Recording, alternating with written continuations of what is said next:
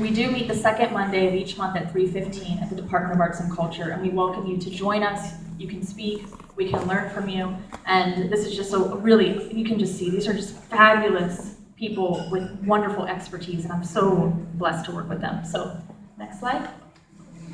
So just the immediate next steps, I wanted to talk about what do we do from here. So we will be establishing a web page on the Department of Arts and Culture's website. It's Get Creative San Antonio.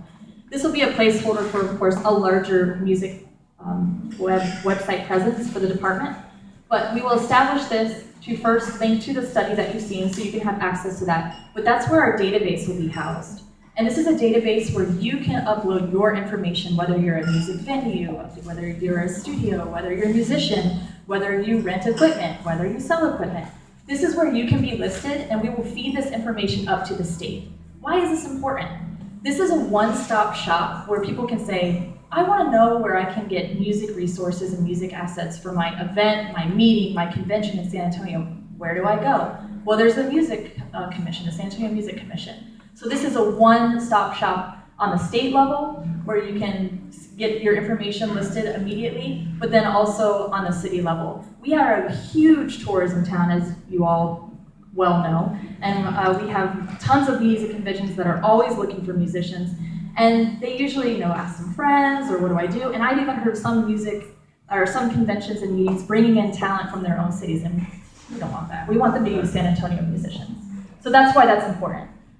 The next item that's huge is the Music Strategic Plan. It's due to City Council in June 2018. So I will be working with the Music Committee to establish a draft of that strategic plan. We'll be working on it to get that to City Council in June so that we can start initiatives that the City of San Antonio can certainly make some forward progress for the music industry. So it's policies that the city can implement. And we'll be learning from, like Brendan said, the state. We'll be learning from our counterparts across the state and other cities, and learning what we as a city entity can do to help you. And that's that.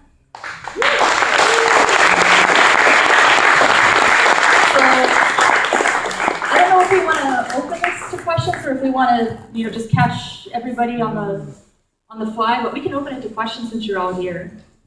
If anybody has any. Yeah, absolutely love it. The questions. I just want to thank Crystal again. Y'all, thank you so much. You worked really, really hard.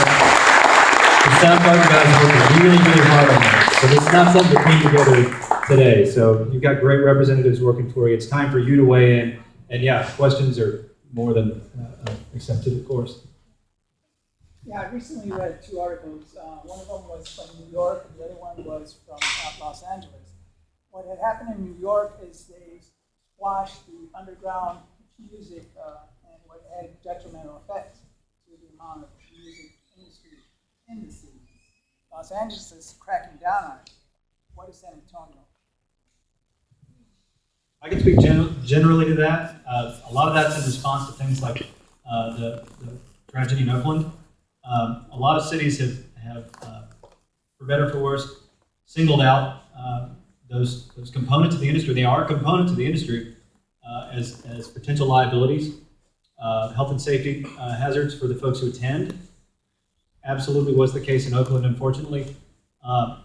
In my opinion, it's a good thing for these laws and regulations to exist so that we can all have a reasonable expectation of safety when we go to mass gatherings.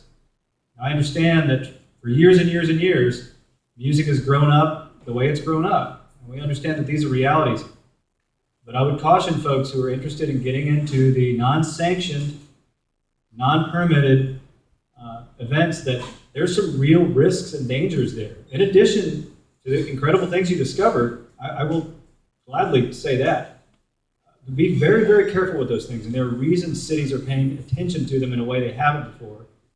Those are usually born of tragedy, unfortunately.